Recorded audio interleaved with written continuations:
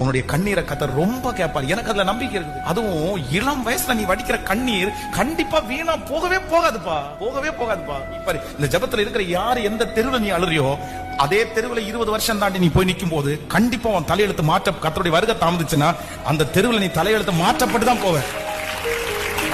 நீ எழுதி வச்சுக்கோ, நீ எழுதி வச்சுக்கோ. நீ எந்த கிரவுண்ட்ல அழுதியோ, நீ எந்த வாகனத்துல அழுதியோ, நீ எந்த இடத்துல ஆண்டவரை தேடினியோ அந்த இடத்துல 10 இயர்ஸ் தாண்டி நீ அந்த இடத்துல உயர்ந்திருக்கிறதுடைய கண்ணுதான். வேற எதுவுமே வழி இல்லப்பா, வழி இல்லப்பா. அதனால ஆண்டவரை பிடிச்சுக்கோ, உறுதியா பிடிச்சுக்கோ, பற்றி பிடிச்சு. நடிப்பெல்லாம் செல்லாத சாமி.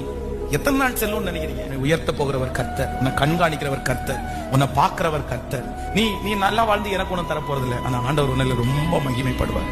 அதனால காணாமல் போன ஆடாகிய என்னை தேடுவீராக. நீ ஆண்டவருக்கு பிரியமான பிள்ளையாய் மாறுவாய்.